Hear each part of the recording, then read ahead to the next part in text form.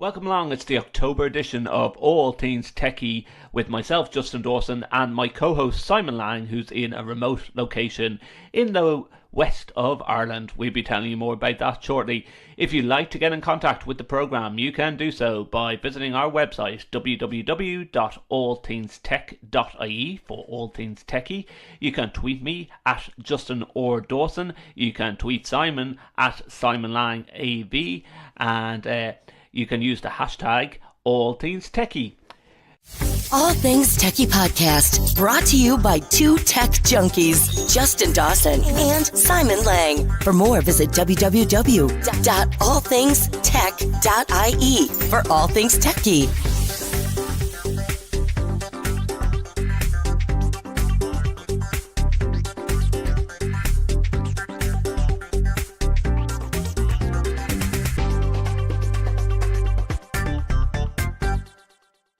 Now, we have a great program lined up for you. We will be interviewing the one and only mad sound guy, aka Chuck Espinoza from AVIXA. He will be joining us later on in the program. But first, we want to talk to you about Google turning 20 and 20th anniversary of Google. We'll be talking more with Simon Lang about this. But do you remember the days, listeners, where Google actually broke the internet? Yeah, kid you not, though, one day in 2009, a programmer at Google accidentally took down the internet by placing a / which was mistakenly added to Google's registry of blocked websites. Now, just think about it, listeners. How many websites have a / in them? A lot. Especially if you have an /index.html or /index.php. It took down a lot of websites, and that was back in the days of 2009. Seems like a lifetime ago. Samsung and Apple have been fined this month. Did you hear about this? Because they actually admitted it wasn't the customers' phones, it was actually them. Apple was hit with a €10 million, £8.8 million fine, while Samsung received a smaller bill of €5 million. Apple and Samsung implemented unfair commercial practices, the Italian competition authority said in a statement. Software updates were said to have slowed down the performance of older phones.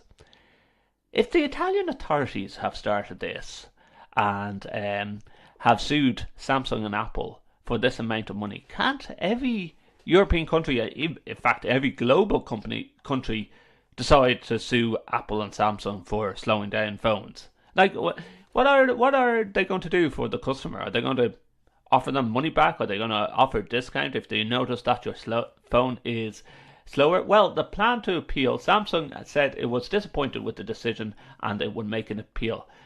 They said, quote, Samsung did not issue a software update that reduced Galaxy Note 4 performance, a spokesperson said. In contrast, Samsung has always released software updates, enabling our customers to have the best experience possible. Apple was fined more than Samsung because the tech giants also failed to tell customers important details about iPhone batteries, including how to prolong their lifespan. Both firms must publish a declaration on their Italian websites telling consumers of the authority's decision. Last year, Apple confirmed that it deliberately slowed down some older iPhone models because their battery performance diminished over time. It argued that it would prolong the life of the devices, the older devices that is. The following month, French prosecutors launched a probe over accusations of planned obsolescence in iPhones, a judgment that is yet to be delivered in the French courts. Well, what do you think, listeners? Let us know. Old phones, is Samsung, is Apple slowing down their phones, and what they should be doing about it. Allthingstech.ie is our website, and you can get in contact with us there. We hear of other audiovisual podcasts that broadcast from coast to coast, like AV Smackdown with Mark Coxon and Chris Netto. Well, we're going coast to coast this month, from Dublin, Ireland to County Clare, where Simon Lang joins me. Hi, Simon. Simon, I have to give you a pair of these as well. These are really cool. Oh, these are the AV Award glasses. These are the AV Award glasses, which also come, I have to hold this up to the camera. It comes with a bottle opener on the side. on both sides of the glasses, just in case you break one side of your glasses. You don't want to catch your ears in those or be trying to open your ears. They might open a can. Yeah. Well, you know what? Don't give them to children. Even though I want to give one to Rebecca, like, can you imagine just like stealing these off your child's head to just go, sorry, hold on, Daddy has to do something, and opening a bottle. Yeah, really cool present. AV Awards listeners, unfortunately, you didn't win the award, but you know what? Being pipped against in the final five, 700 entries, 72 different countries, I think it was, that AV SmackDown talked about, and getting into the final five was awesome. Also, Simon, we had a great tour around during the month. This has been a crazy month, busy month, and that's why we're like T-minus like a couple of days before the end of October doing this podcast. But we were in the convention centre, and you've in Dublin, just so everyone knows, in Dublin. In Dublin, yeah. We have one convention centre in Dublin. Yeah. So in Ireland, actually, probably in Ireland as well. But where the elections were doing all their polling collections at the moment. Go Michael D, go our little Irish leprechaun back in presidency again. But we were in there during the month of October for the AVIXA Dublin Roundtable, and we seen a behind-the-scenes tour of the convention centre, which was pretty awesome, wasn't it? It was brilliant, and we got to see how they do things and how they run cables and the geeky stuff of AV that we always like to talk about and get our hands dirty with, and the truck lift. Yeah, I think that just to tell all our listeners, I think this truck lift just absolutely astounded everyone. Like, they just, as soon as they seen the fact that they can fit a full 18-wheeler truck on the bottom floor in the basement and bring it up to the top theatre and unload it, it's just the amount of space. Like, I was even joking with some of the AVIXA guys and just said, well, could you imagine like a guy just comes in with his couple of pizzas or something on the little hand truck, say, in this big vast open space which like takes up about the width of three, the width of an 18-wheeler truck. Yeah. The most massive lift that I've seen ever, and I think we've seen the weight of the actual lift as well. It was a couple of tons. It was like 3 or 4 tons. So we were just trying to equivalent how many people we could actually fit into this lift. Yeah, no, it was humongous, and they use it for all their shows, and they even like their car shows. They fill it with a few cars and bring it up to any floor. So they said they've done quite a few car launches on different floors. It doesn't have to even be the ground floor. So it reminds you of some kind of Fast and Furious moment of you driving a car into a car lift and then coming out somewhere else. And I just love it. Like, we know the space in the basement for the 18-wheeler trucks. I think they must be the most skillful truck drivers to be able to back an 18-wheeler truck into a lift. It's scary enough trying to back up an 18-wheeler truck, but to back it up into a lift that's going to go up 3 stories and then come out on the floor and be able to unload it is something special. Oh yeah, it's amazing what they can do, isn't it? But you know what? I was just thinking then afterwards, like the floors must be really, really well constructed that can hold that weight. Yeah, and when they think about, like, we've seen that place packed for Comic-Con. Think of the amount of thousands of people that are in there. So it's be able to handle all that weight and all the exhibition stands and everything. So it's quite a venue. And as we were always told, the building was built around the AV Tech, where most times we look at installations, it's actually the tech is trying to squeeze into the building. Yeah, you will not see any open cable running across the floor. That's the way we'll look at it. And above head as well. It's so neat, so clean. Brilliant place. But getting to the actual workshop, it was all on mindfulness. Now, have you been using anything that you practiced on the day into effect? No, some of it. I think the key one I've been is about kind of living in the moment stuff Yeah. and kind of trying to stand on the train and think about just standing on the train and whatever I'm listening to versus the 50 zillion things I should be doing in work or at home or something like that. That's true. That's true. And we, like, we have been reflecting that off mic. It is a long bank holiday weekend here in Ireland, so we decided we'd try and get this recorded in the most weirdest type of way to get a podcast out. But you know what? If they get bored listening to us, we have to remind them we have a great guest speaker coming up.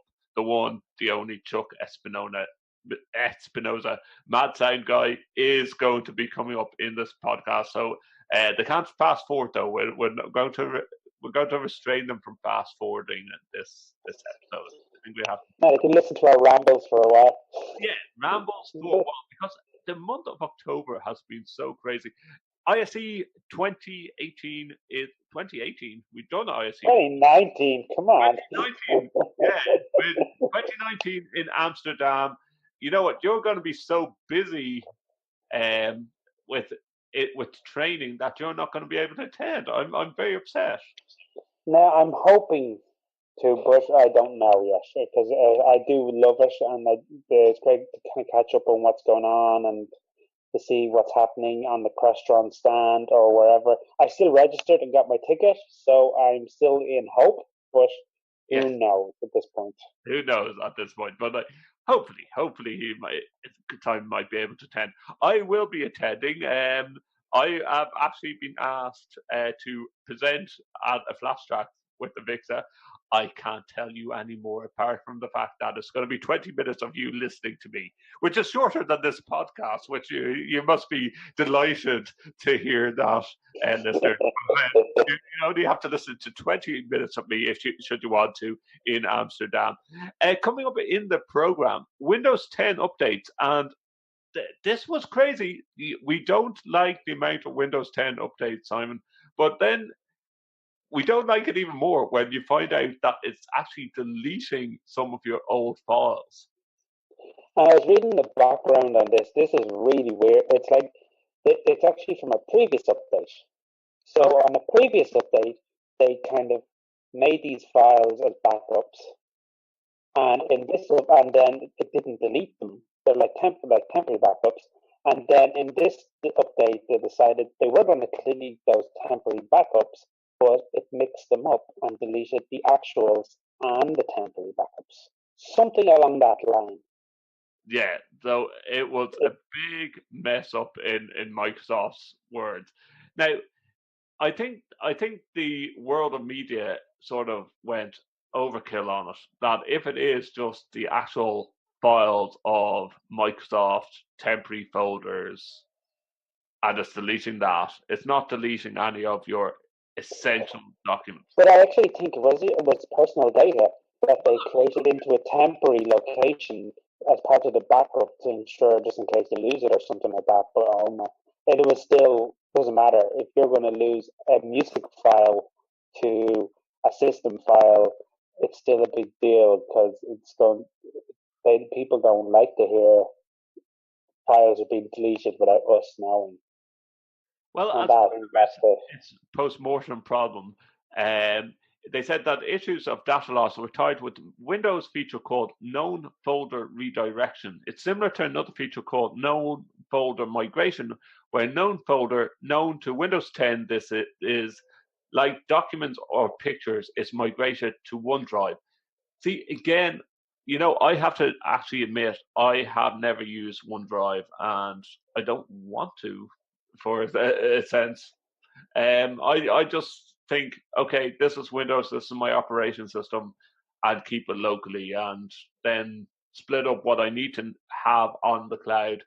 Well, I'm a Google person. I use Google Cloud for a lot of stuff. Would you switch to using Google OS for stuff?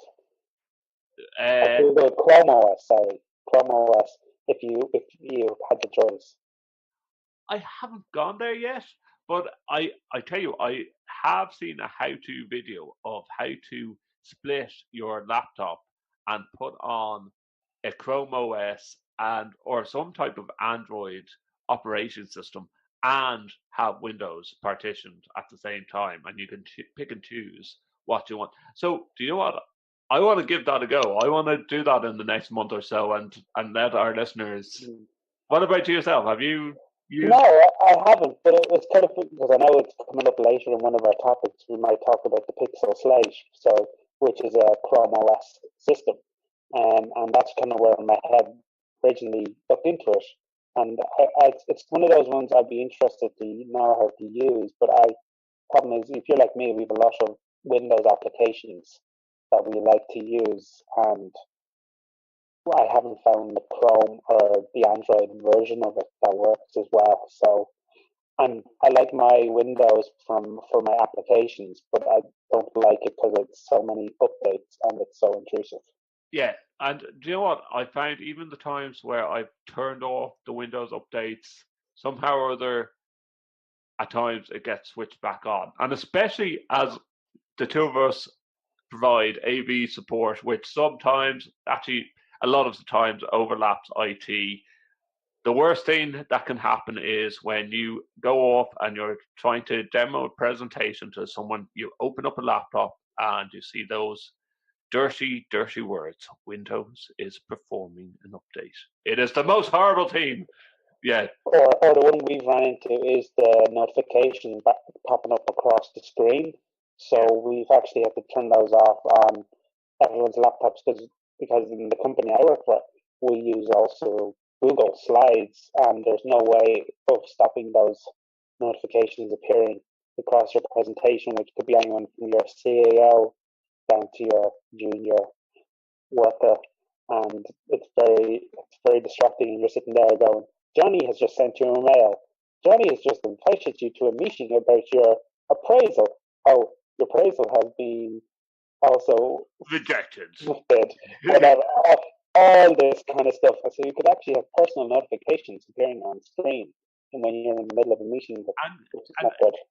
Is that easy to turn off? Is it the fact that you can turn that off and it will stay off? Because this is why we come into this difficulty where we notice that when you have ticked this button and relaunch your system, it can miraculously be back on again. Yes, that's where that lovely Windows update comes in and turns things back on for you. Yeah, but there is types of software that you can get, like device freeze and stuff like that, which freezes the operating system in a set way, and deep freeze I think it's called, that freezes your operation system in a certain way, but it does mean every time that you do an update you need to actually make another clone of your operation system and run it again.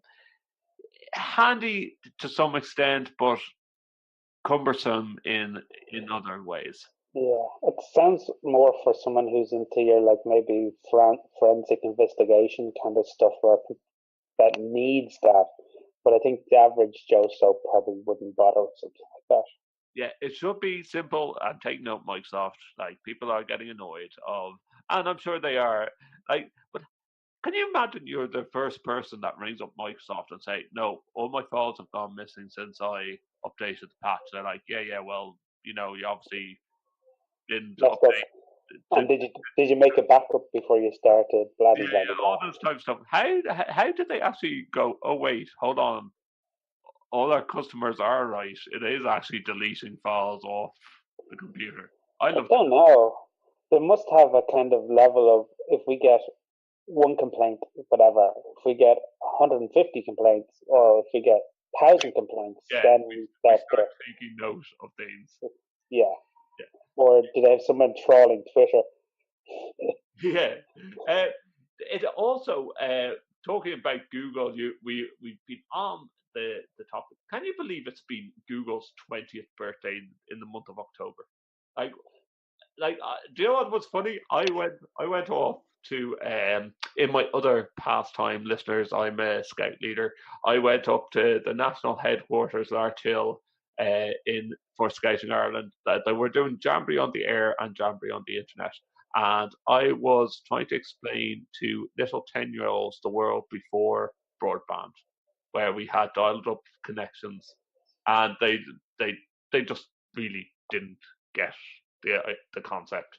And like, it's hard to believe that, like, 20 years ago, it makes us feel old, Simon. We were like, you know, I remember some of my college assignments being submitted on floppy disks. yes, on floppy disks, and the fact that we searched this type of stuff, and everyone used the same clip art, listeners, and it would have been, if you were lucky, Windows 95 or Windows 98, and we also had the encyclopedias, and it all came on one CD. One CD had this encyclopedia of clip art and did half of your school projects. Yeah. Yeah. And we got away with it for years. And the teacher must have been bored out of her head looking at the same black men holding a light bulb or something like that. I think that was the image I'd seen the most. Yeah, I think no, that's one that we have to ask our listeners. What was the most overused clip art image that you can remember from 20 years ago? Let us know. We better give out our email addresses and Twitter handles. It's at Justin or Dawson if you want to get in contact with me. Simon reminded himself of what his Twitter handle was before the program. What is it, Simon? It's at Simon Lang AV. And you can use the hashtag, which is hashtag All Things Tech E for All Things Tech E, or our website www.allthingstech.ie. Because the Pixel Slate was recently promoted at an event where they were showcasing some of their new hardware coming on, and the Pixel Slate is in the description falls somewhere between the Apple Air or the iPad Pro with a keyboard and the Surface tablet. Yeah. And it's a kind of a middle of the ground, and it's on a Chrome environment with Chrome OS. And it seems to be very slick, and they seem to be pushing for the desktop environment and getting people into that. It's still a mobile device in the sense of it's a tablet, but it also can work as a desktop with a keyboard. Now, is it as big as some of this new iPads that are just like 10-inch, 12-inch, which is just, in my view, it's the size of a tablet. It's getting bigger and bigger, and it's getting ridiculously big. Yeah, like, and I was looking at an iPad Pro one day in work, and I was like, this is like humongous. It's maybe bigger than my laptops. Even when my laptop's closed, you know, like the screen. How much bigger of a screen do you need next year when you're carrying around a 50-inch screen in your pocket? Well, it's getting to the stage, Simon, that I can't justify a big Surface or any of these devices simply because that you get one and there's hardly any ports on it, and people say, oh, but I want it for traveling. It's like, yeah, but you're going to have to carry all these additional extras to allow you to be able to take your presentation that you probably worked on all the time on the plane and zip it off and put it on a USB key. No, because that's the thing. I actually, there's a guy I work with, and he's a Surface all the time. And it looks really nifty and cool in a meeting when you pop it out and your keyboard's attached to it and you get pencil up and all like that. It is kind of nifty from that point of view, and I do like where the stand kicks out at the back and all like that. So I do like it from a visual aspect on the go. Like say, I have a laptop. I think the problem is a laptop has a little bit of robust to it. Yeah. Where I think the Surface is a little bit not quite as robust is probably the word I would use. So, with also Google had its problems during the month, even with all their 20th anniversary celebrations. They've cancelled Google Plus. Google Plus is no more, and simply because they found that areas of the site could be manipulated and people could see too much stuff. And it goes in line with the GDPR that it could be a data breach. Now, they didn't say that there was actually any data breach. They just identified it beforehand, I believe. Yeah, and I think like if there was an actual data breach, we would all have known about it. So I think I think they must have managed to capture it and plug it as such before it became a big deal. And the fact that hardly anyone is using Google Plus.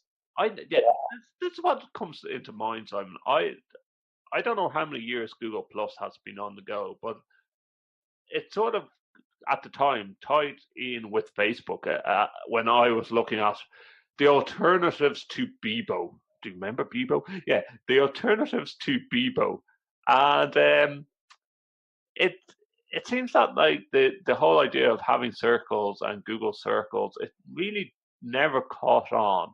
Yeah, I think they were trying to be Bebo Facebook. This is their equivalent. It just was awful because it was still tied into Google Talk, Yes. which was their first kind of whatever they call Hangouts now, or Meet, or whatever you want to call it now. So it was their first instant chat, I think, as well. So it was. They were trying it didn't work. So I think they just went a different route and decided leave it there, but don't really develop it.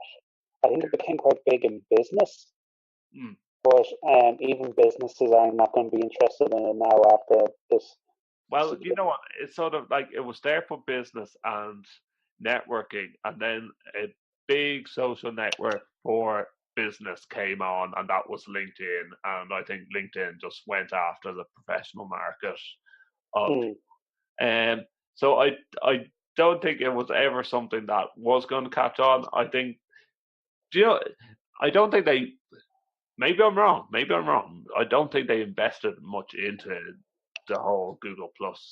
No, I think so. Once they realized they weren't going to capture the market, they just left it there, but didn't really put any major development into it. The Pixel 3 Slate looks or Pixel 3 XL by Google looks absolutely massive. That's their new phone. That's the one they're trying to compete with, like the iPhone Pluses, I think. Yeah, it's trying to be that big, like one of my phones in my hand.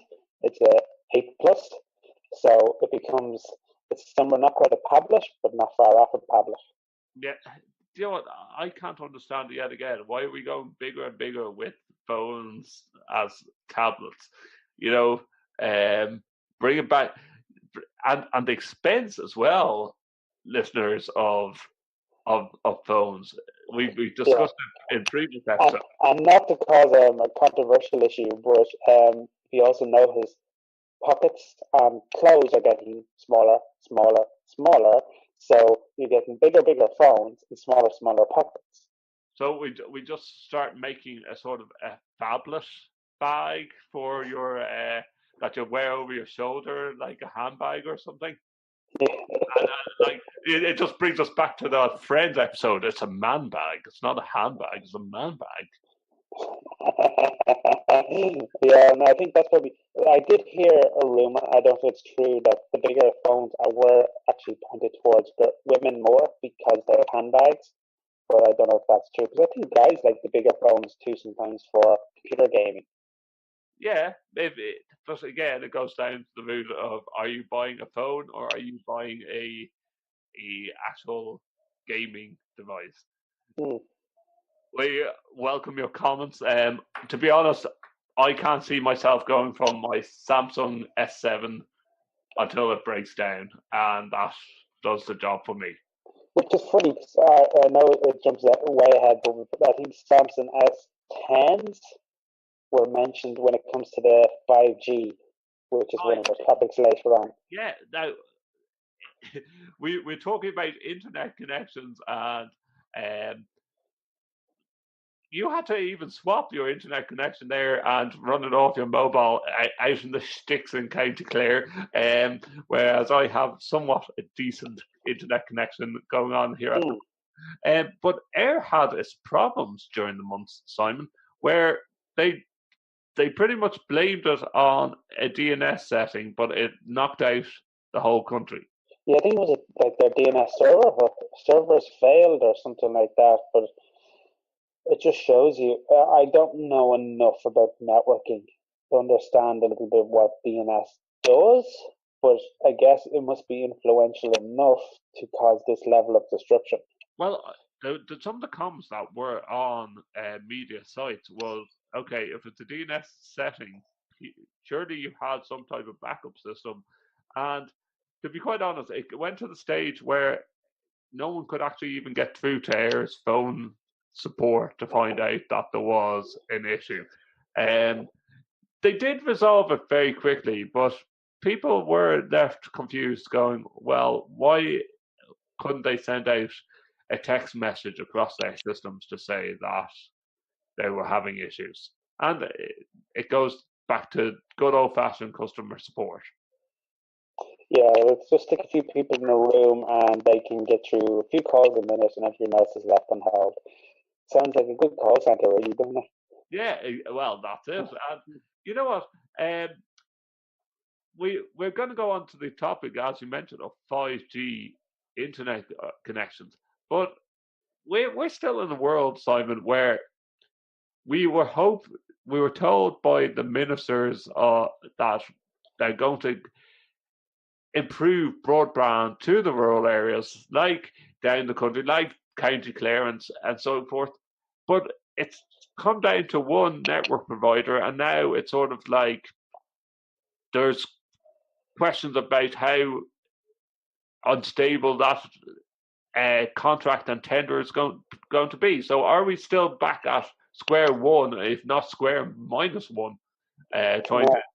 I don't know, because for example, like where I am, there's the issue being is they can get fiber to the I have just forgotten the name. The local place where all the connections come to, and then they're divided out amongst the houses. Okay. I'm going to remember the word somewhere in the middle of this conversation. And but the problem is the connections between there and the houses are so old they're not able to handle the fiber broadband. So that means they now need to redo cablings to every house. Like every exchange.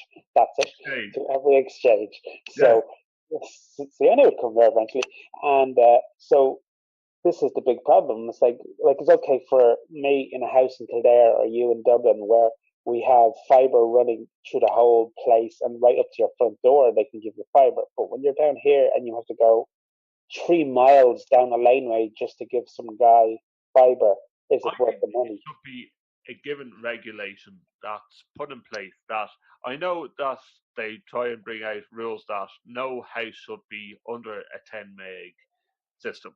Well, you know what? All new houses that are being built should have fiber being brought to. Like you see Vodafone advertising gigabit broadband. You see a load of gigabit broadbands being advertised, and then we're the only house on the street that can get Virgin Media, for broadband. Or sorry, in the housing state rather, that can't get Virgin Media broadband. So we have to go with Air or we have to go with Vodafone. Now, and at the fastest speed that I can get into this house is 100 meg.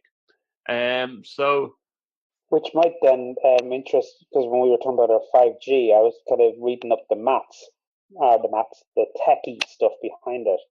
So 4G at the moment, theoretically, if you could get max 4G, you're getting 300 megabytes per second.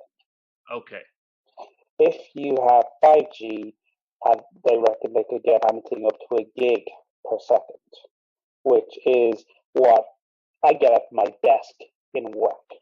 Wow. Okay. So if you think about that is, they said it's like more than 10 times the speed.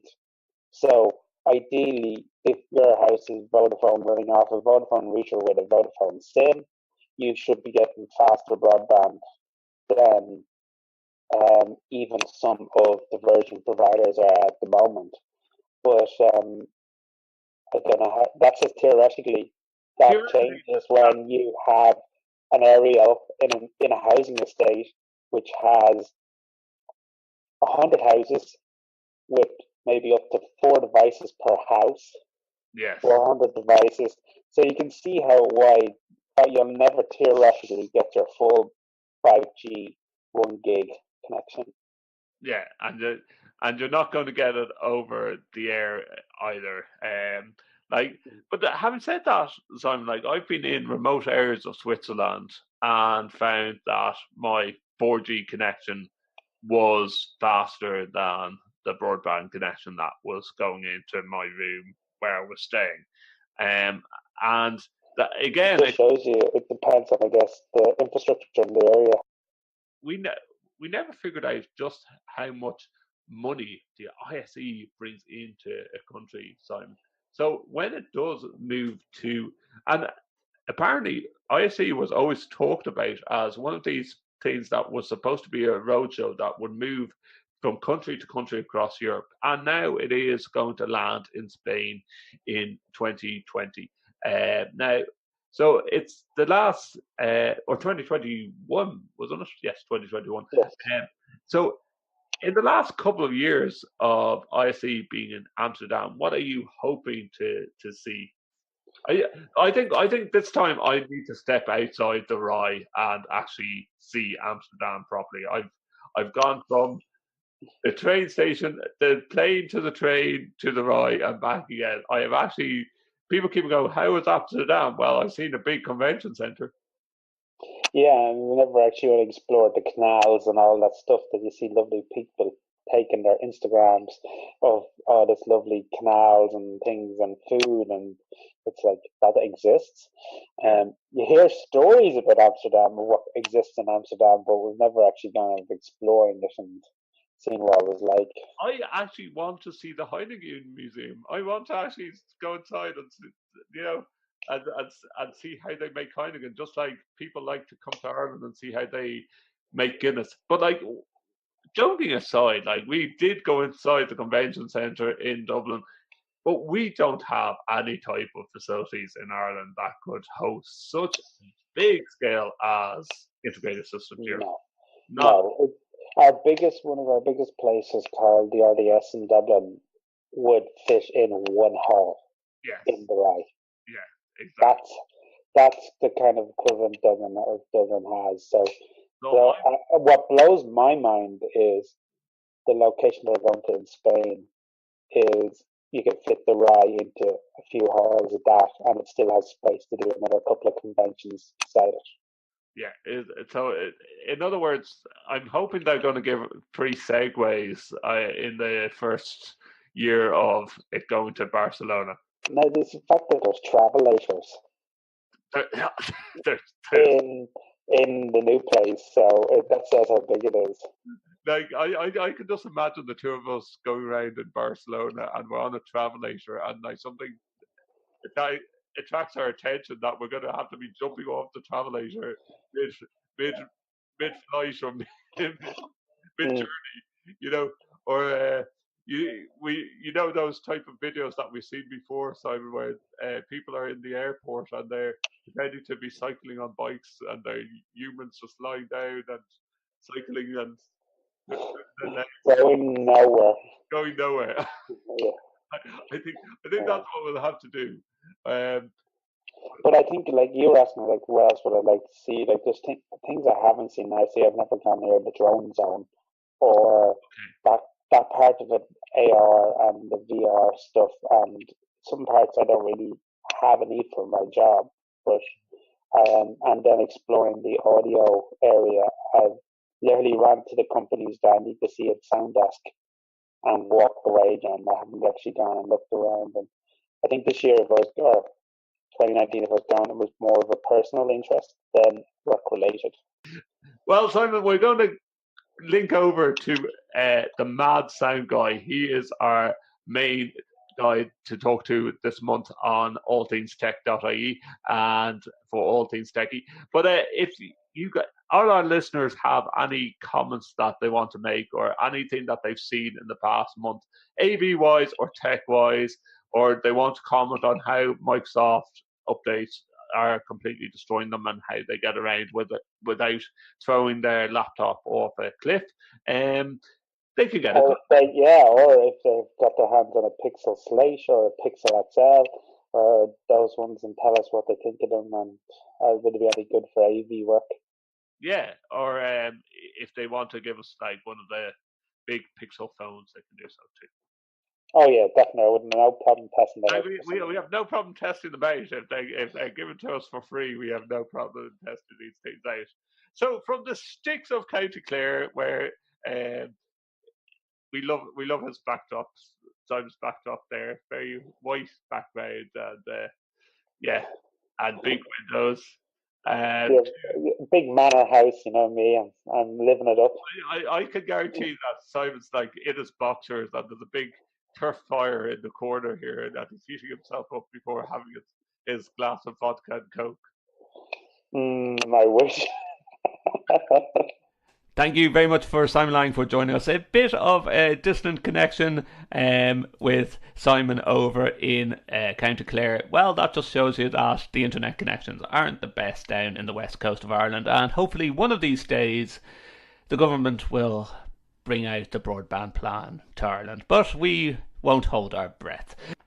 Earlier in the month, the mad sound guy, aka Chuck Espinoza from AVIXA, gave some of his time up to talk to me about how he got involved in AV. This was a fantastic interview to have with the mad sound guy, Chuck, and have a listen. Well, thank you for having me on, Justin. It's a pleasure and it's an honor to be on your show. I'll jump right in. So I am Chuck Espinoza, the Mad Sound Guy. I am a senior staff instructor here at AVIXA. And the way I got into this, it's kind of the crooked road.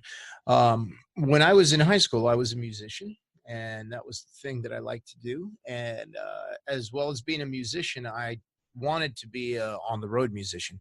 So I took a bit of advice from somebody that said, if you want to do it, do it.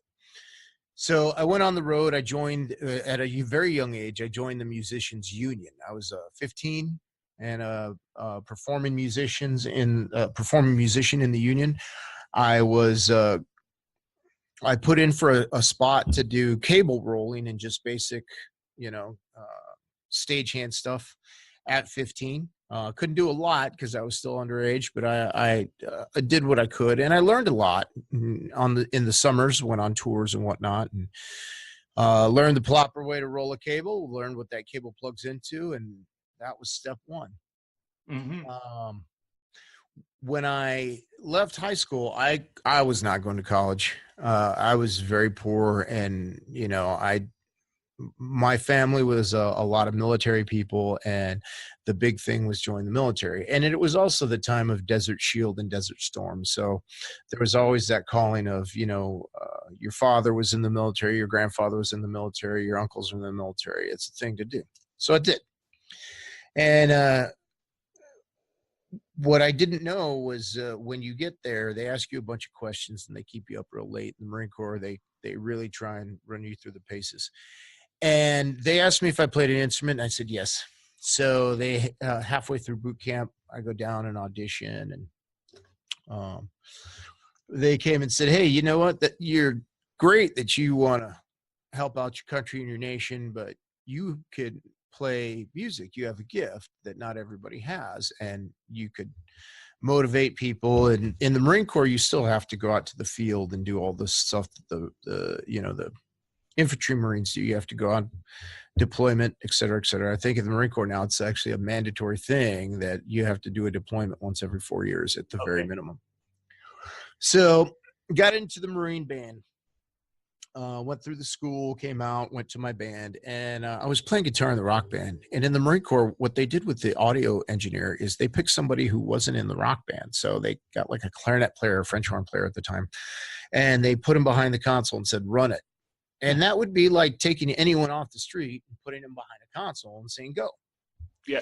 And not only that, Chuck, we know as AV folk, you get a clarinet player behind a mixing desk. They don't know how to balance out the bass drum or something like that on a mixing desk.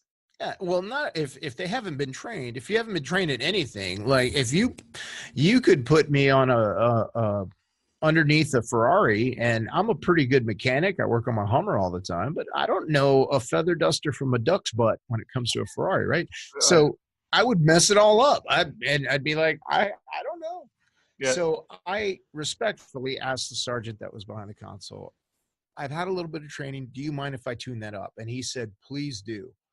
That was the beginning of me never playing again because they found out that I had knowledge of live sound, of electrical, of recording, stuff like that. That was very much needed. So I kept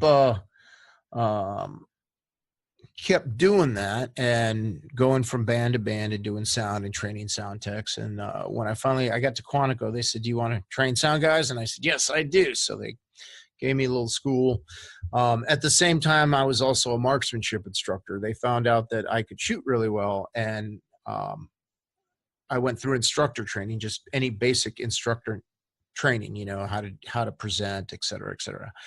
And so I put the two together. So I spent part of my time as a marksmanship instructor, training Marines how to shoot, part-time training sound guys and going on the road with the band, doing recordings.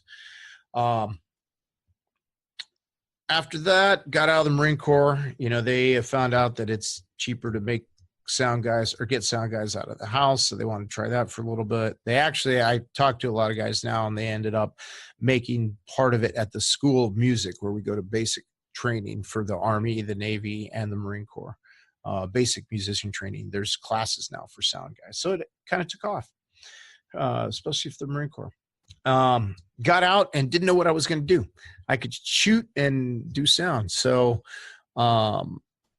started doing live sound for bands around and traveling around. And at one point in time, my now ex-wife said, you got to get a real job. You just can't be a sound guy your whole life. We need insurance. You need a 401k, et cetera. That's a great line that we're going to use as a quote in this podcast. You can't get a real job. Sound technician is not a real job. Yeah, little did I know, right? So, I thought it was a real job. I had a lot of fun doing it and made good money. Although I worked Thursday night, Friday night, Saturday night, and Sunday morning. And like the rest of it was just having fun, getting gear together and building racks. I didn't think that was work. That was actually just fun. Yeah. Don't tell anybody that now, though, because they won't pay me for that anymore. So got a job as a tech, found out there was a lot of market for technicians, especially with top secret clearances, working with the government stuff. But the one thing I thought was really weird is when you went someplace as a technician, the only really kind of SOP you had, standard operating procedure for what you should do, was the guy next to you that had been there for a little bit longer. In the military, we have an SOP for everything. If you want to do a job, you had a book that said, this is how you do the job. So I got my CTS and really was kind of distraught. So I got my CTSI, learned a lot of good stuff. I attended the install course with Tom Care. Tom Care was actually my teacher, and did well in the install course, got my CTSI and said, I want to help the industry. I really think for installers, there should be some book. Well, they just happened to be working on the installation handbook at the time. So my now vice president, my boss, who was, I think she was a coordinator back then for the training development department, maybe a curriculum developer. She said, well, we need a volunteer to help us write this book, this basic SOP manual for technicians. And I jumped on it. And and we have been great friends ever since. And this is like 2006.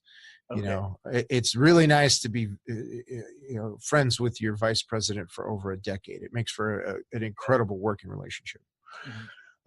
So I started getting involved with Infocom. They asked me to come back and adjudicate the CTSI test since I was local and I kind of knew some of the things that did well in my test. And they said, you kind of know what we're looking for. Would you mind doing this? Sure. Come back, adjudicated the test. When they decided to take the test ANSI to the American National Standards Institute, I didn't want it to do that. It was a hands-on test that I thought should remain hands-on. And I was convinced that it was members like me who could ask the proper question to somebody to see if they knew how to terminate cables. I can ask you a question to know if you know how to terminate cables or you're just kind of stringing me along and talking a good game. I know if you know how to balance a sound system. I can ask you those questions. So I took it as my responsibility to keep that standard high by asking the right questions. During this time, I was a tech. I was a lead tech. got my CTSI, leading a lot of jobs. They wanted me to be a project manager. I really didn't want to. I like turning wrenches. I got my CTSD on the one promise that they wouldn't keep me in the office and still let me go to the field. So I started doing a lot of QA stuff, got my CQT, ISFC, like leveled up on my journey. Till I finally got into a job. I was recruited to be an executive and recruited to run a department. And I came into a department that was very young and they needed some help with the process, et cetera, et cetera. So we helped them and took the department up, leveled it up, so to speak, a bit, hired some more people and started doing well in the department. But I just wasn't happy. I am not a sit behind the desk, push a pencil guy. I'm a hands-on, talk to people, teach people, train people. Let's work on this thing together. Let's turn some wrenches and let's pull some cables. So when they offered me the instructor position, it was actually the director of training was a friend of mine. And he said, I'm just going to throw it out. And I know it's not, it's not what you're doing now. It's not what you're making now, but would you like to do this? And there was no conversation. It was yes, I would. And he said, don't you want to hear the particulars? I said, let's work those out later. Like, I want to do this thing. So ended up doing this thing. And somebody told me that they're like, hey, you've been here for 3.5 years. And I just kind of looked around and I was like, really? It feels like yesterday. Okay. Yeah. It has gone by so fast and I've met so many people and we have been able to, like, the changes I thought we should implement when I first started and got to know the process, we're now making those. But like, I say, Chuck, you feel that it's completely and utterly, now that Infocom is AVIXA, now you're working on a lot of things behind the scenes, even your latest videos of, I gotta do something, and the marketing listeners is, let's play with Lego, but you've taken the textbook and you've thrown it out the window and you're doing things in a new innovative way, and making audiovisual fun is one way I look at it. Do you think it brings me on to my next question? Okay, you say that you never went to college, but you went through your route by getting into a school that was teaching musicians how to do a bit of audiovisual in the background, so to speak, with sound engineering. Yeah, I didn't go to university, and the high school I went to, we had a very, very large concentration on liberal arts, dance, and drama, and they had, if you went to the classes, you could take things on set making, and my instructors were really good about making sure we knew how to do things the right way, making sure we knew how to balance a console, and you were graded on it. Okay. So, the things that you learn maybe in secondary school, or things you learn on the road, or things you would learn in a vocational tech, we kind of had a little bit of that going on. So when I got into the Marine Corps and I was 17 years old and said, you mind if I balance that console out by the numbers to get the gain structure right and bring everything up to zero? Because I mean, if you've ever worked on a console where someone has no idea, all the faders are at the bottom, the speakers are hissing, and you barely touch a fader and it gets blaring, and it's like, it's real sensitive. No, it's not like that. Let me show you what it's really meant for. I had some of that instruction. And then, so I had a good foundation to build on. And then I, throughout my time in the Marine Corps, I was very fortunate. I always say, like, I Forrest Gump my way through kind of my beginning of my professional career as a sound guy. I was stationed in Hawaii, and they were building a new Air Force band in Hawaii. And so the services support each other. So the Air Force said, our stuff isn't here yet. You have good stuff. If you're not going on tour, could we borrow your stuff? And I said, yep, on the premise that I can go with you, because their sound guys were amazing. And I apprenticed with the sound guy. I'd never forget him, Doug Yeager. Great guy. Taught me more about math on an audio system than anyone. And again, I'm still a young pup at this point. He taught me how to do delay stacks for huge outdoor events. Taught me how to measure the ambient temperature of outside to make sure we match up the delay stacks correctly, and taught me how to use a Cricut and do the math to put in the processors. And, as a 23, 24-year-old sound guy who's never been to university, who barely made it out of high school, I'm doing logarithmic calculations and analyzing this audio system by the number. Was your maths good in school? Well, I don't know. I never really thought about math that much. I skipped out on a lot of classes and kind of got C's, but I've always had the idea of math is 0 through 9. You just have to rearrange the numbers differently. Okay. And once you, like, if that concept really sticks, the things you do with them, the formulas, once you learn the particulars of the formula, like now, somebody says, hey, man, I've got a 400 watt amp. If I reduce it to a 100 watt amp, what's that in voltage dB? And I'm like, that's 12 dB. It's just a 20 log calculation. Like, it happens in the head because you do it so much. Mm-hmm. And that's all math. You get the key to math is just repetition and doing it. 400 divided by 100, that's 4. 20 log 4, that's double of the double. That's just 12 dB when it's at voltage, double of the double. Yeah. So I wasn't particularly good at the math, but the guys that I had training me were well versed in it. And, studying with Tom Care when I was an installer, and studying with Pat Brown, going to SynodCon, and all these you were excellent teachers. You were in your 20s at the time.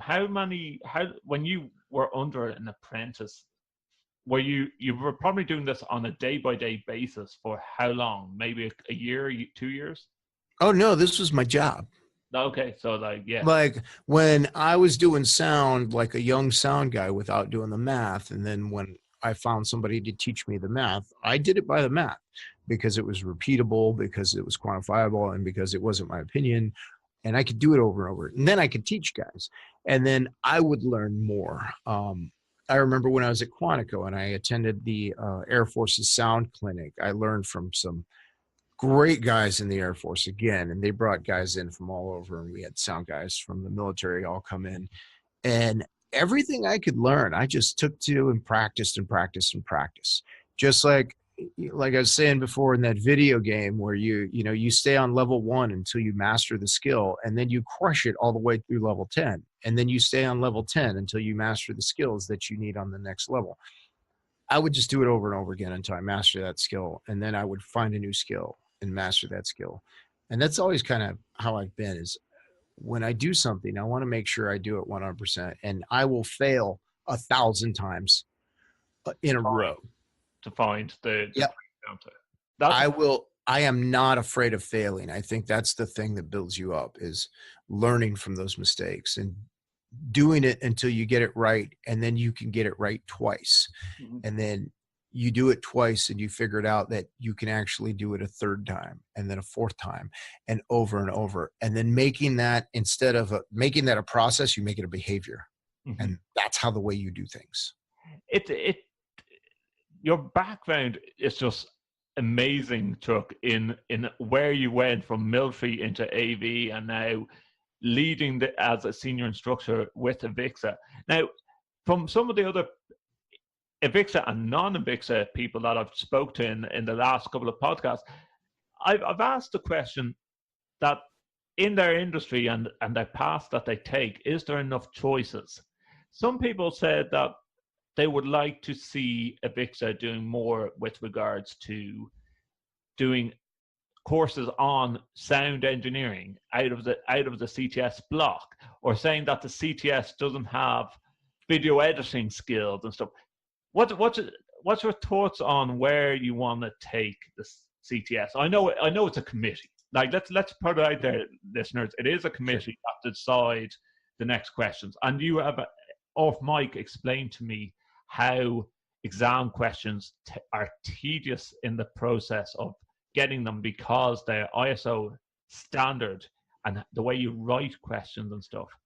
But do you ever see that it's going to, with audiovisual, entering the realms of A or B or video editing, audio editing, it sort of all is audiovisual.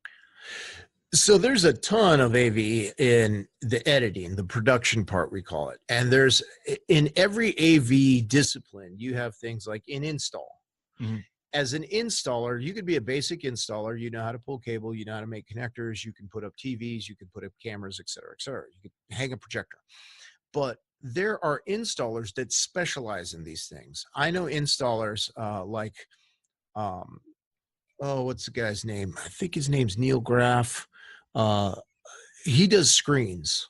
He is better at projection screens, knowing the composition of the chemicals that make up the screen, knowing how to repair a tension screen, knowing exactly everything that's involved in this screen. Like, the guy's phenomenal. And I've worked with him, and he knows everything there is to know about screens. But when it comes to hanging projectors, he says, that's not my thing. So there are disciplines, and then there are disciplines within disciplines. I'm a sound guy. I will be a sound guy running consoles until the day I die. Does that mean I am not good at balancing video walls or setting up video walls? No, I'm pretty good at that. I'm pretty good at hanging projectors. I'm pretty good at hanging displays. I am pretty good at project process, designing stuff, the project management, all the things that are involved in AV. I've got my hand in a little bit of it. And again, if I'm going to do it, I want to do it well. But I'm a sound guy. I think you have to learn the basics of things before you figure out what discipline you want. And that's what the CTS kind of does. It's a very broad, very general certification.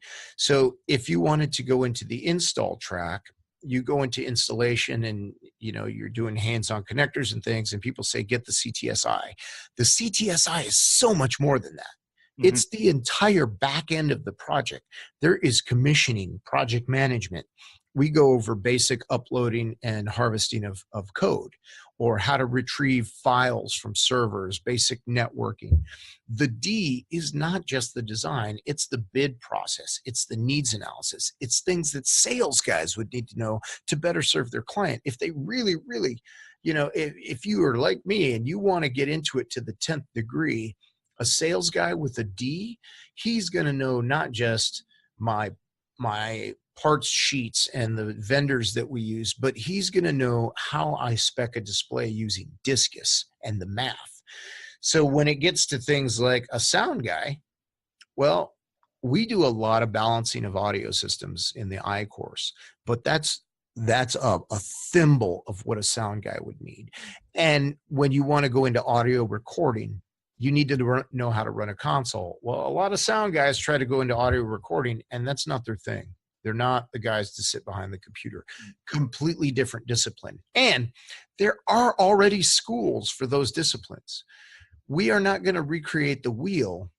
If there's another school doing it. Right. Just to say AVIXA does this, why would I do that when you could go to any one number of recording schools, of video production schools? Like, I would rather put our members' money into something new for something they want us to do. Like, I want to go and get my CTSI and learn about commissioning. I have my CTS. The commissioning route is the way I want to go, or the project management route, or I want to be a better installer and see what I could do from there. Like I did. I wanted to be a better installer. That's all I wanted to be. And do that. And if they say, man, this CTSI class was great, but I want to be a better sound guy, I will recommend a number of schools. Okay. I've already said one, and I will say it again. Like, one of the best instructors I've ever had was Pat Brown, SynodCon. I don't know if I get in trouble for jocking SynodCon, but you know what? It's a great school. Okay. They do something totally different from us, and they do it extremely well. So I would tell them, you know what? If you want to go to a sound school, go to a sound school. If you need to learn about the overall AV industry, we got you. Okay. If you want to learn about what makes the stuff go from the time design says we're done with our concept and we want to make it construction, go into the I. Yeah. Okay. So yeah, like, we're not going to. And that's an interesting way of pitching what AVIXA is all about. If you were to say to a young 18-year-old pup that's just after finishing high school and thinking, I want to. Some people have answered this question, Chuck, and said, "Don't do it." If they want to enter the audiovisual realm, where would you tell them to start off? If if you were looking back on Chuck Espinoza just finishing high school at 18 years of age, where would you say to start off if your parents didn't push you into the military?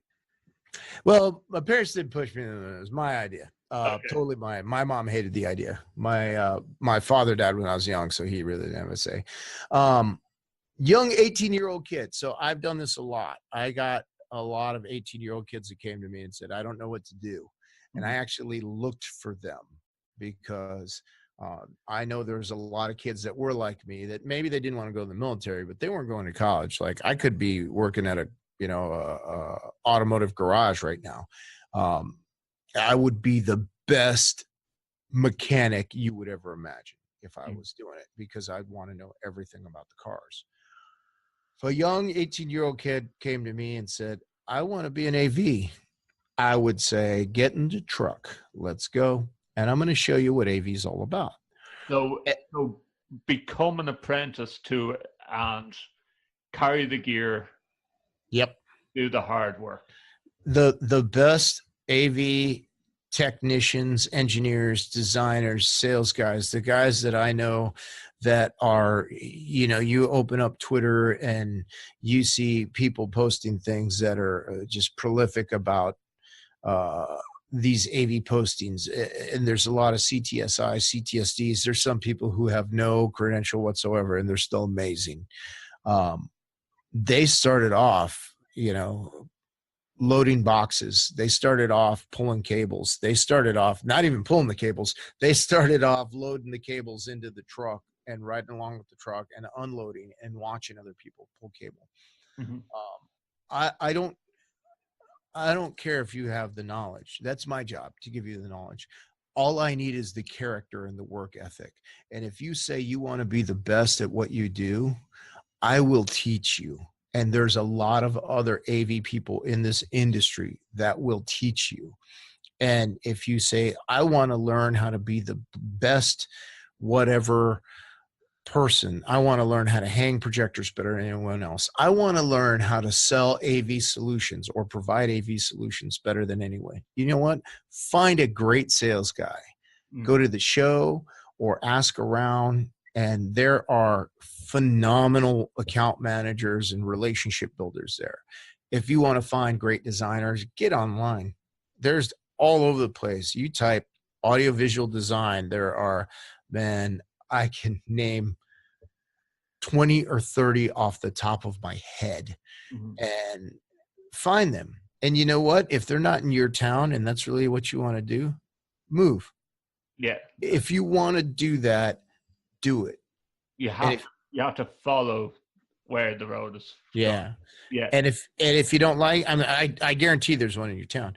And if you don't like what you're doing and you want to do something else, do that.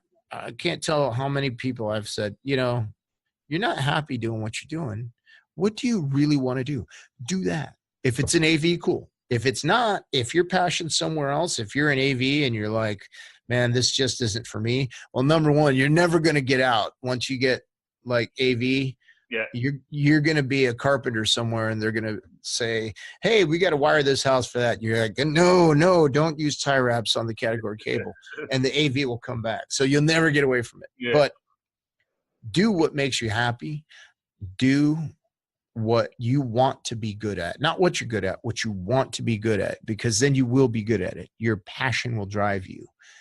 And you've mentioned one amazing, what you consider amazing sound engineering and sound course and college. Have you come across any college where you just gone, right, that's one that's actually giving a course that puts it on the mark?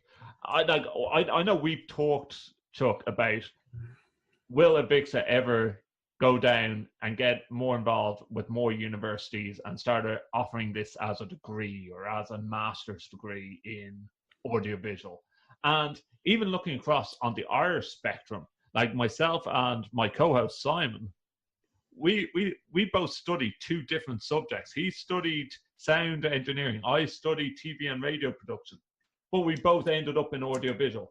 Do you ever see that there's going to be an out-and-out course that might be linked with AVIXA that will do what it says on the tin? Well, there's a couple courses right now that are actually embracing the offerings we have.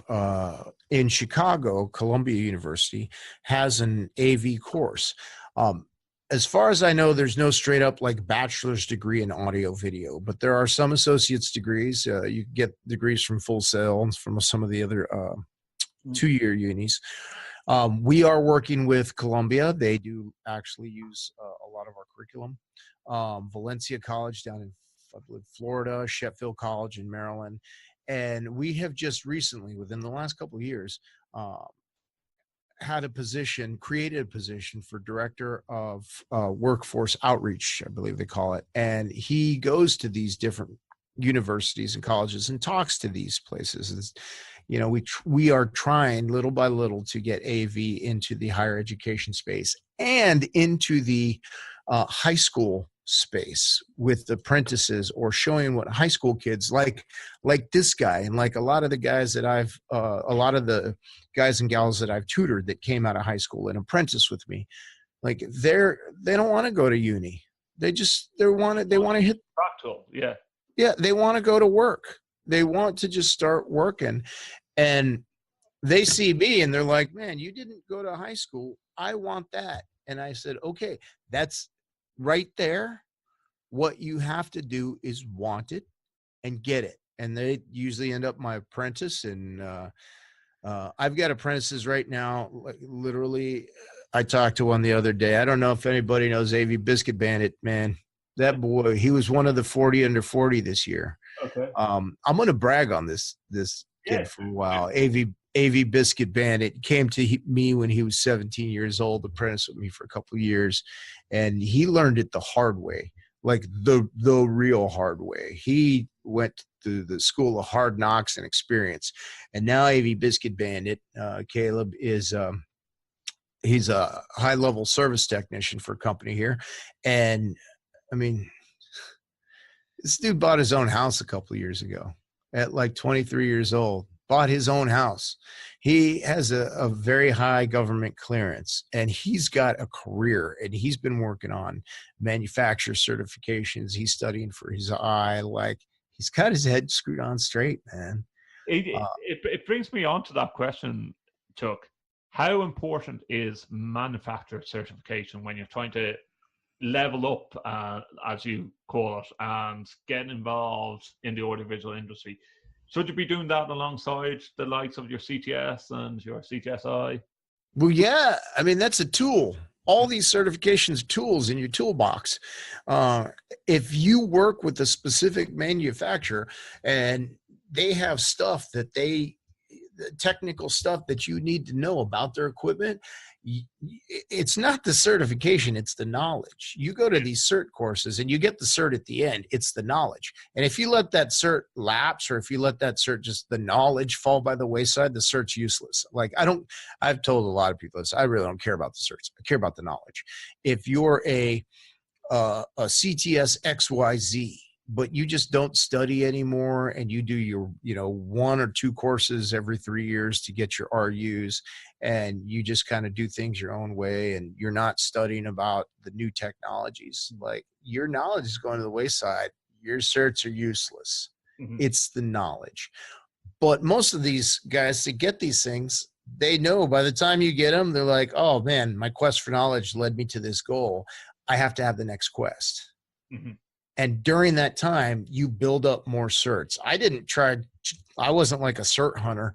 I didn't try getting certs just for the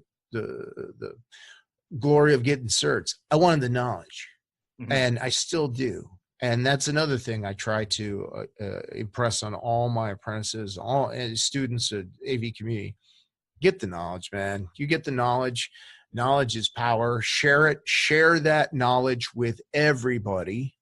Share it with the AV community. If somebody has a problem and you have that solution, share it with them. And I don't care if it's a competitor, share it with them. We're all one community. Yeah. I think you've hit a nail on the head there, Chuck. If you try and keep the knowledge to yourself, you're just limiting yourself out of the realms of the AV community. Yeah. There's a Pat Brown again. I'm gonna talk about Pat Brown because he's one of my favorite instructors ever in the entire world. He told me something one time that I will never forget, and I tell this to a lot of people. We talked about synergy, and he gave me this analogy. He said, synergy, think about it like this. If I have $1 and you have $1, and I give you my dollar or a pound where you're at, right? There's a little exchange rate goes on. But if I give you my dollar, you would walk away with $2. Mm-hmm. If you gave me your dollar and I had my dollar, I would walk away with $2. But the person that didn't have any dollars isn't better off. They're actually worse. But synergy is great because if I have an idea and you have an idea and I give you my idea and you give me your idea, we walk away with 2 ideas. Mm-hmm. And if everybody had that same mindset, like, we would be so much more proficient, so much better as a community if we exchanged our ideas. Like, I'll tell everybody, Justin and I were sitting here talking for like an hour prior to this podcast. Good old friends having good old just talking, and like if we had a couple cold ones, it would be perfect. That's why I love when Chuck is back in Ireland. Well, I don't see this guy enough. You know, and you talk about apprentices. I think, Chuck, if you were to open up on Facebook or social media after this show and say, hey guys, I'm opening up an apprentices to come and work with Chuck, it'd be like opening up the golden ticket for Willy Wonka Chocolate Factory. I mean, I know so many people that want to work with you. I want to work with them too. I really do. That's why I come to Ireland. That's why I come to UK, because I don't look at the class as me teaching a group of people. I truly look at it as we're sharing time and ideas. Mm-hmm. I just have a roadmap full of ideas that I want to talk about. And I really do learn as much from the class as they do from me. And that's what makes a great instructor. I'm gonna throw some funny questions to close off this podcast, Chuck. You know, I'm gonna just say the one time where you went into where we call it the poo hits the fan. What has been a moment in your audiovisual life where you just went, oh crap, I'm hitting a brick wall here. I don't know how to fix this, and I have a load of people looking at me. Oh man, there's been so many of them. There has been literally hundreds, maybe even thousands of times when it hit the fan and somebody looks at me, and be it my project or somebody else's project. And those are the moments when the rubber meets the road. Those are the moments when your training takes over, just like in the military, when it hits the fan, your training takes over. And the only way you can come up with the solution is having a mastery of concept. Mm-hmm. So if I can if I can get these 6 different concepts and jam them together for a solution, that's what I'm going to do. But if I don't have the mastery of those concepts, you can't make that solution, or an effective solution. You make a bad solution.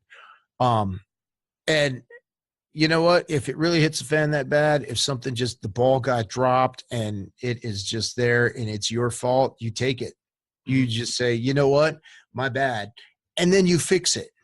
Mm-hmm. And that's, again, one of those, like, you're playing the video game and your character's getting smashed and you died, you respawn. Well, you know what? You just learned a valuable lesson. Don't do it again. Don't, well, no, I'm going to do it again because I want to know how to beat it. Yeah. I want to figure out what other tools I need. I want to figure out what other skills I need. I used to debate with a guy who's very deep in AVIXA, Peter Coleman, good friend of mine now. We are both very passionate about our things. But back in the early of the AV industry, we used to do a lot of things that Big C didn't like, or it was not really in conjunction with what they consider best practice, putting, connectors on the ends of cable, just pulling them through the wall instead of making punch down blocks. And Peter and I got into a big heated argument one time over the phone, and because I did it like an AV guy.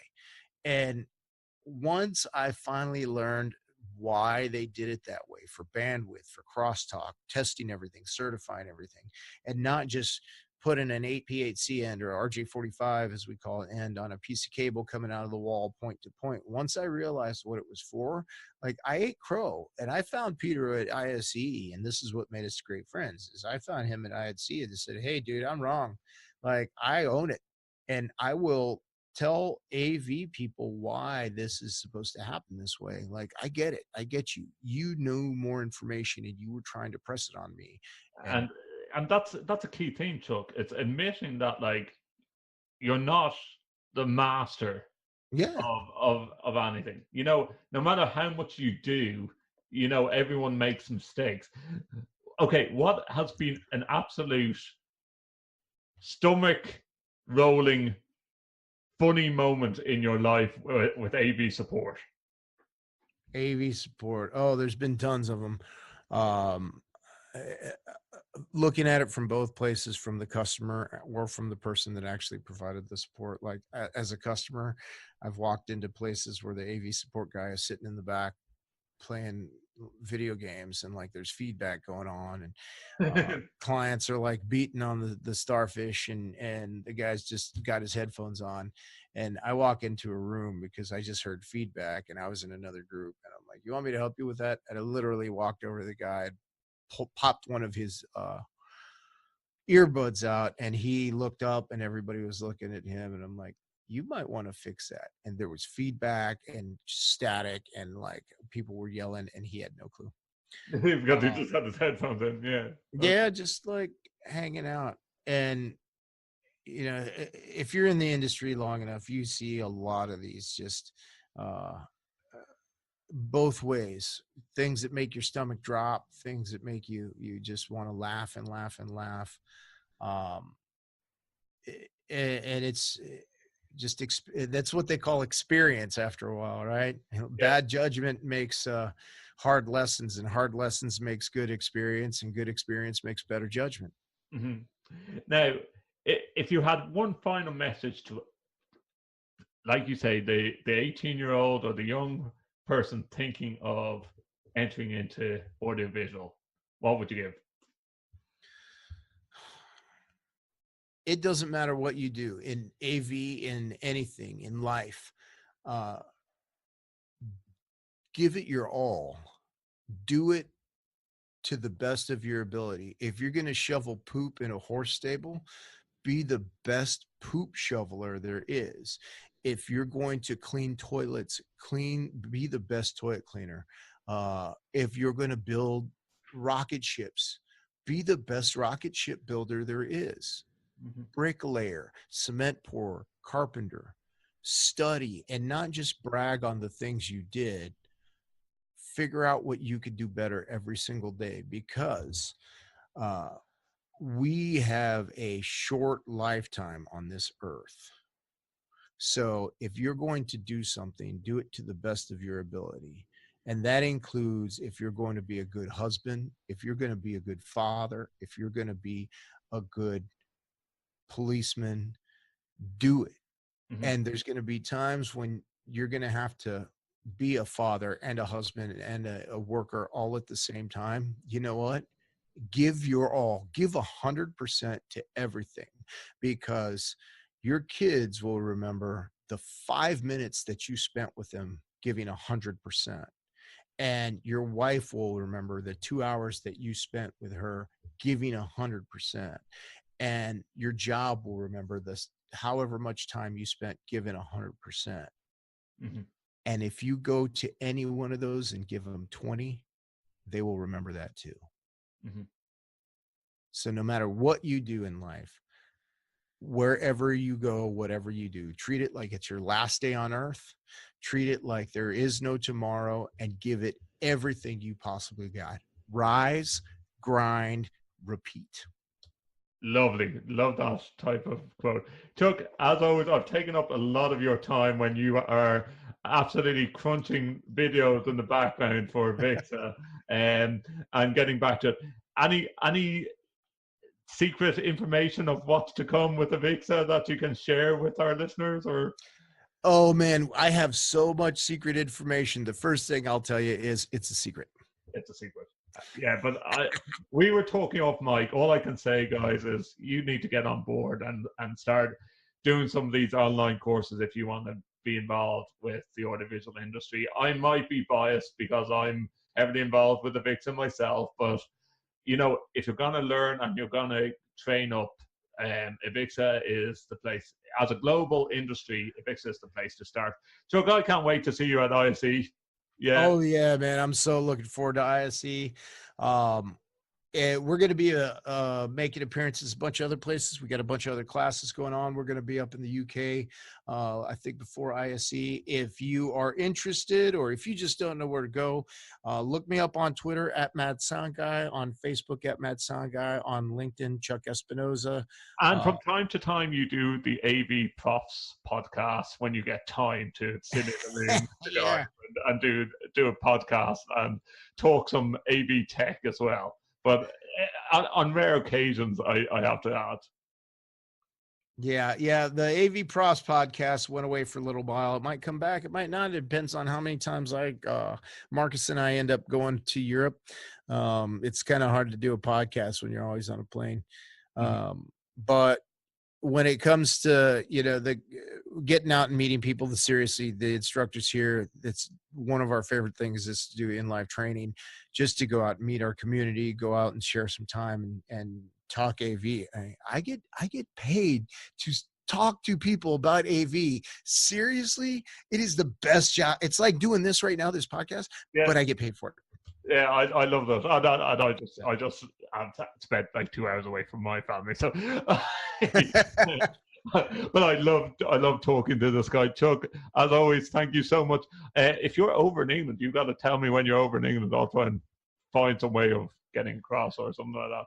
I will let you know if I'm coming across the pond at any point in time. I will definitely let you know. And everybody can find us at AVIXA and find me at Mad Sound Guy and AV Profs. So listeners, that's all we have time for this episode of All Things Techie. Thank you for tuning in to our October edition. Don't forget, we have special editions of the podcast that we are calling, whether it be episode 4A, 4B, 4C. These are just individual interviews that we've had with audiovisual folk who told me how they got involved in audiovisual. And if you like to listen back to them, you can find them on iTunes and on our website, allthingstech.ie, for All Things Techie. Until the November edition, we won't be telling you who we have as a special guest yet. It's going to be a big surprise. Stay tuned. Thank you for tuning in, and we'll see you very soon. All Things Techie Podcast, brought to you by two tech junkies, Justin Dawson and Simon Lang. For more, visit www.allthingstech.ie for All Things Techie.